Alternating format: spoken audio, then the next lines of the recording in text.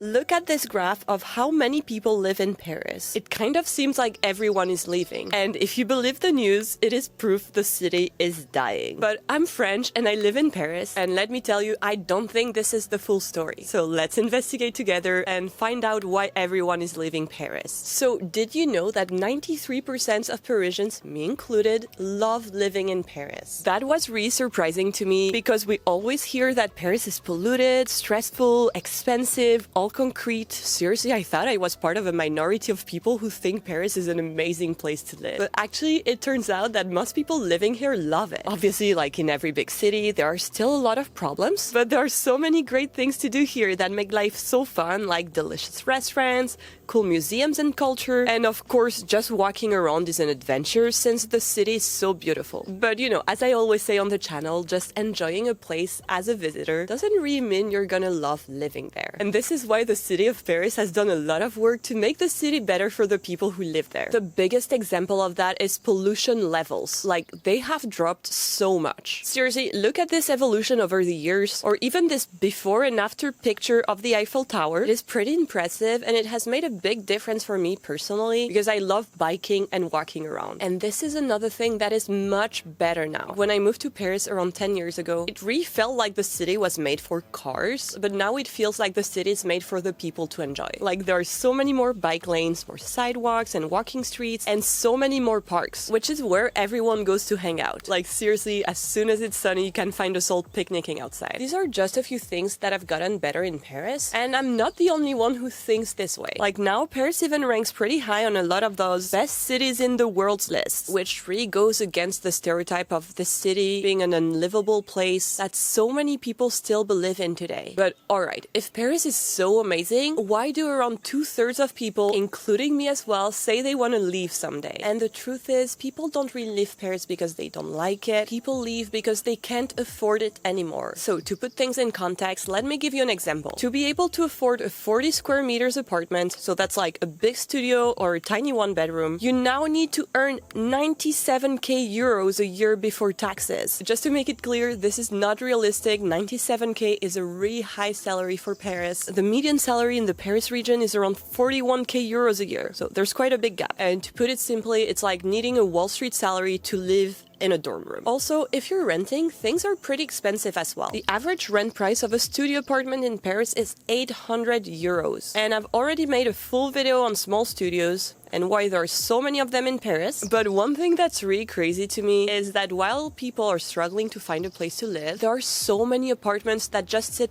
empty in Paris. In Paris, 1 in 5 apartments stays empty most of the year, and even more in richer neighborhoods that have a lot of vacation homes, like the 6th, the 7th, or the 8th. There, between 30 and 36% of apartments have no one living in them year-round. And I've talked about the fancy vacation homes in Paris' most luxurious neighborhoods of the 6th in this video already, but actually most of the places that are not used as long-term homes are just short-term rentals like Airbnbs. Over the past 10 years, there's been a short-term rental boom in Paris. Like, a lot of investors bought tiny apartments to put them on platforms like Airbnb or VRBO because those are more profitable than renting long-term. The problem is, those tiny apartments, they're exactly what students and young professionals are looking for. So now there's just not enough of them. I found that around 10% of apartments are now short-term rentals in Paris. And just to give you an idea of how crazy it is to find an apartment in Paris, for each apartment ad, there's an average of 44 people applying. But that's not even the full story, because the good apartments, they can have hundreds of people applying. Like, when we were looking for a place around a year and a half ago, all the landlords keep telling me that they felt so overwhelmed with the amount of phone calls they were receiving. And they just couldn't keep up. Also, good luck if you're thinking of buying as well. Like, I've recently been looking into buying a 2-bedroom, nothing fancy, just a nice place to settle down a bit more, and it has been crazy. So, as you can expect, everything is extremely expensive, but also everything is so bad. Like, since Paris is a very old city, most of these apartments have not been renovated to modern standards. For example, we visited a cute place and the electricity had not been changed in 20 years. And there was a risk of getting electrocuted. Like, if I'm getting electrocuted, I want that to be free. I don't want to spend 600 grand on it. So I don't know, maybe this is me being too picky. Like, seriously, if you're a good realtor in Paris, please write to me, because right right now I'm so desperate, and I feel like my only option if I want to settle down is to move out. And before we move forward, I wanted to tell you about today's sponsor, Linear. So I don't know if you've noticed, but I'm wearing new jewelry in my videos. Linear gifted me these 2 pieces recently and I really love them. So if you don't know Linear, they make high quality jewelry that you can keep forever at an affordable price. These earrings that I'm wearing right now are made with freshwater pearls and gold vermeil, which is 5 times thicker than regular gold-plated jewelry and way better quality. And the floating pearl necklace is 14 karat solid gold, and it's both so stylish and super discreet, which is how I personally like things. They are so classic that they go with everything and really make an outfit. One thing I love about these pieces is that they're made of recycled gold and that they are so well priced. Linear has so many different designs, all with a timeless and minimalist style, which in my opinion is always perfect for gifts, because you can wear them with anything for many years to come. Their designs are available in 14 karat yellow and white gold, as well as sterling silver and gold vermeil. Also, little detail, but since I'm always traveling, I also got their mini travel case. And if you don't have one already, you should absolutely get one to make sure your jewelry is always protected. If you want to try them, either for yourself or for a gift, you should click my link in the description below and use my code Lucille for a discount. And again, it seems that a lot of people agree with me here, because a lot of people who want to settle down are moving out of Paris, especially people who want to have kids. Like, look at this graph of babies being born in Paris over the past 10 years. It's very telling. There's a downward trend. And overall, there are way fewer families with kids in Paris than in the rest of the Paris region, which is mostly where the people who are leaving Paris are going. So around 2/3 of people who leave Paris go to the Paris region. And it is insane how big the Paris region has gotten over the past few years. Like in this graph, the bottom line is the Paris population over time, and the blue one is the greater Paris area. Look at this growth, it is crazy. And since I'm in my 30s, I've had quite a few friends move to the suburbs over the past few years, and it is true that it's cheaper and you can get a bigger apartment for your budget, but on my side, I've had even more friends move back to Toulouse, which is where I'm from and where I am right now filming this video, and to be honest, being here feels like every Parisian's dream. Like, look at my background. And people who move back to their hometown often want a bigger house, maybe with a garden, often a chiller life, and being closer to family. Also, I don't know about other cities, but Toulouse is a city that's extremely close to my heart. Like, I often bond with other people about being from Toulouse, and I really feel attached to this city. But you know, the reality is that it's still a big city. Like, if I moved here, it will not only be chilling on the terrace, but maybe spending hours in traffic. And you know, maybe let's say it, I would not be living in the city center either. And here I'm again not alone in my dilemma of moving or staying in Paris, since just like me, around 2/3 of Parisians were not born in Paris. Like, a lot of people just go to Paris for college, maybe a first job, and then move back to their hometown when it's time to settle down. And according to urban planner Martin Homover, that's kind of normal. In a Le Monde article, he says, Paris is basically designed for young people or couples starting out who usually leave once they have kids. And he also says that it's not just a Paris thing, it also happens in other cities. And I totally agree with him. And in my experience, this has been very true. I've seen my friends from Toulouse move out to the suburbs, and being in an international relationship with an American, we've also seen our friends from New York or Chicago move out to the burbs as well. Also, every few years we have news articles talking about how everyone is leaving Paris like it's breaking news. But if you look at the cool graph I showed you before, you'll see that this is not new, and Paris has slowly been losing people since the early 20th century. Like, Paris is very small in size, and people have been looking for better places to live since forever. But what is kind of new though, and not normal at all in my opinion, is why people are leaving now. The same thing is happening in more and more cities around the world, big and small. So it's not that people are like, we would like to live in a house and maybe have a backyard. It's more like, we're working full time, but we can't afford to live here unless we're rich, or we have inherited an apartment. And that's actually one of the reasons why I've always kind of felt like a guest in my own city. Like, I love living here, I want to keep living here, but I sometimes wonder how much of a future I have here if the people around me can't afford to stay here long term. And that's all for me today. If you enjoyed this video, watch one of these that are on screen right now. I'll see you there.